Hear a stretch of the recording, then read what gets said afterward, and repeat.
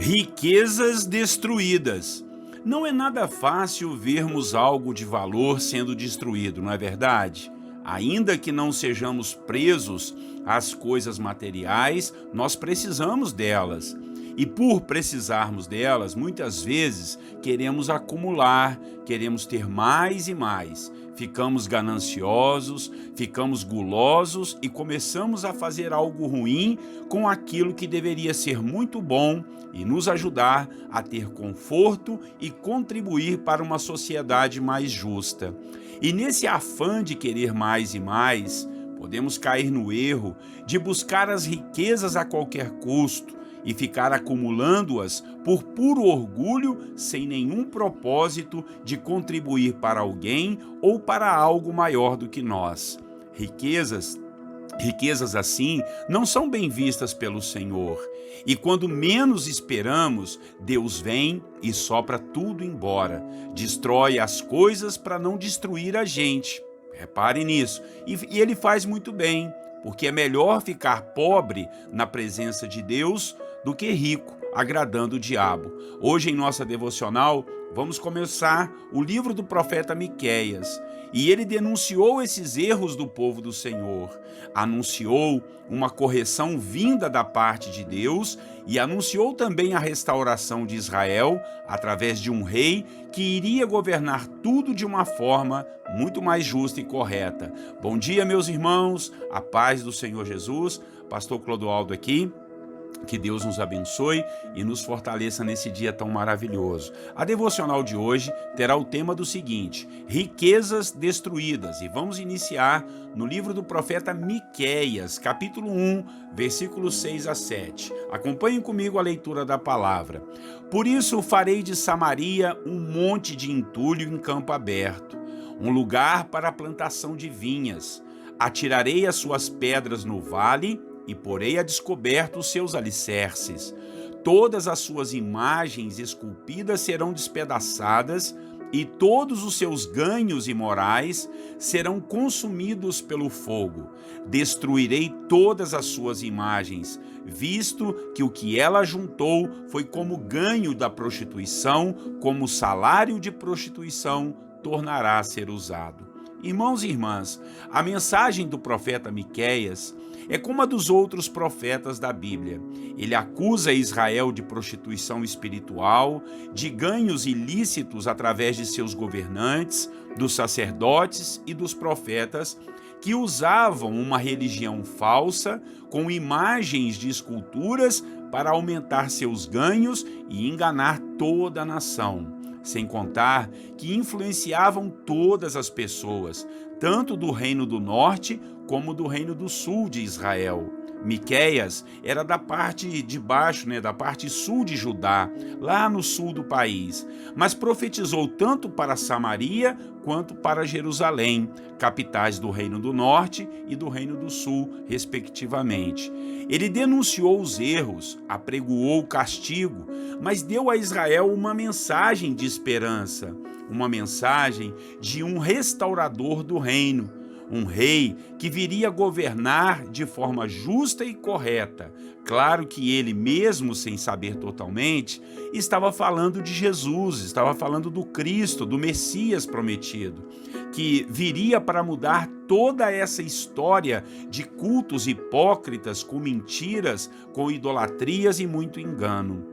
Aquele povo estava se enriquecendo com esses enganos. Por isso, o Senhor falou através do profeta Miqueias os versículos que lemos no início da devocional.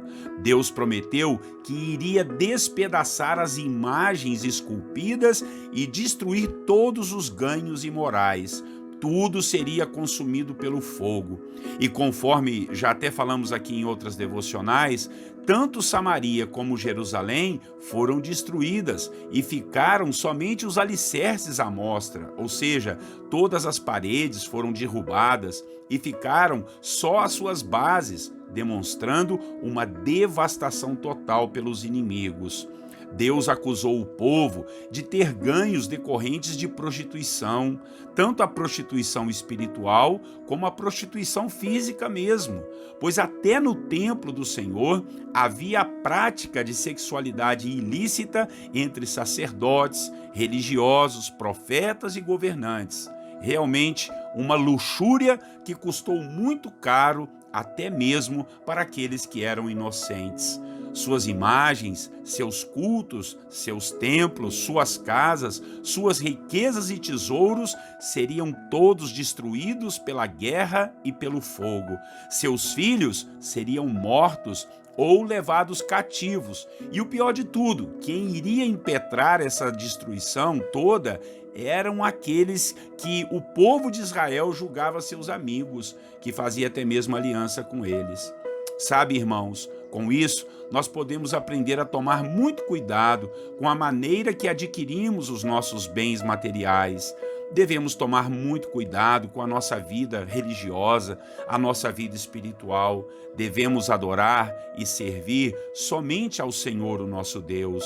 Não podemos ficar brincando com a nossa vida, pois vamos ter que prestar contas de tudo isso diante da presença de Deus. Senão, o que vamos colher será muita desordem, destruição, e tudo que conquistamos será soprado pelo vento ou destruído pelo fogo. O melhor é termos princípios, não mexermos com aquilo que não é nosso, não entrarmos em armadilhas de conluio e corrupção.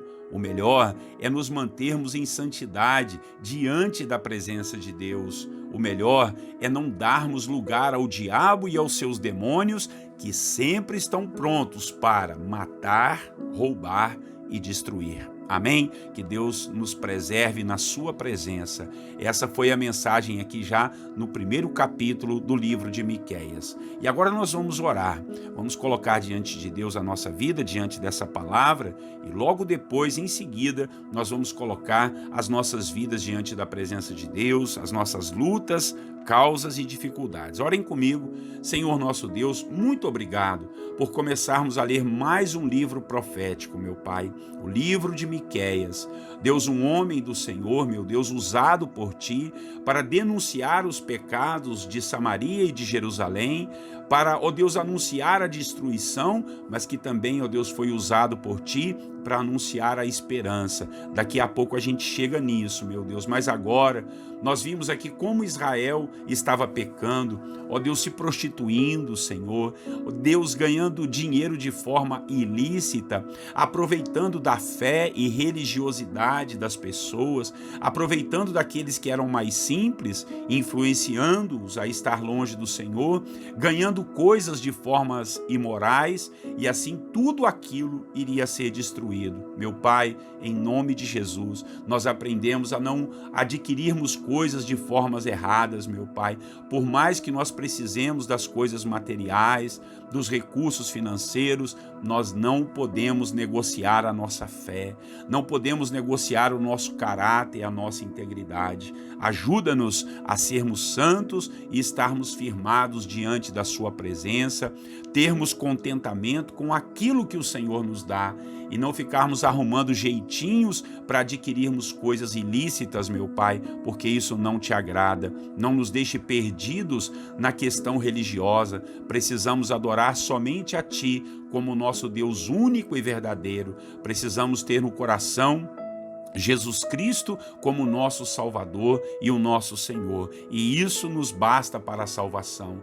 Não precisamos de imagens, de escultura, não precisamos, ó Deus, de rituais falsos de religião para nos levar para a Sua presença. Em nome de Jesus, nós queremos ser santos diante da Sua presença, pela Sua palavra e pela graça de Jesus que morreu na cruz para nos trazer essa alegria. Paizinho, assim nós oramos em nome de Jesus. E Senhor, agora nós vamos orar uns pelos outros, abençoando aqueles que estão enfermos, aqueles que estão desempregados, pessoas que estão desesperadas na sua alma, com problemas na família, com problemas conjugais, jovens que querem estudar, mas ainda não têm o seu emprego, pessoas que querem fazer planos, mas Deus não consegue sair do papel, às vezes não consegue nem colocar no papel. papel.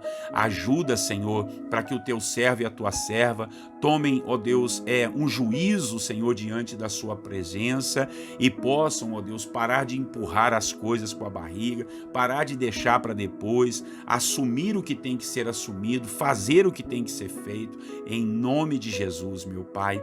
Olha por aqueles menos favorecidos que estão precisando de um emprego ou pagar uma conta, pessoas que estão, ó Pai, em debilidades, meu Deus, seja física, emocional ou espiritual. Tem tanta gente sofrendo hoje, são tantos males, meu Deus, que às vezes a gente não consegue nem enumerar, mas o Senhor conhece a luta e batalha que o teu servo e a tua serva têm passado, que todos nós temos passado nesse mundo tão hostil de hoje. Cubra-nos com o sangue de Jesus, livra-nos e liberta-nos de todo mal, repreende as forças malignas que vêm contra nós para destruir tudo aquilo que já conquistamos. Repreendemos o destruidor, repreendemos o devorador, o cortador, o migrador, todos esses gafanhotos malignos que vêm atormentar a nossa colheita, a nossa família, a nossa casa. Somos do Senhor e te agradecemos e te louvamos, porque o Senhor é conosco e tem nos ajudado.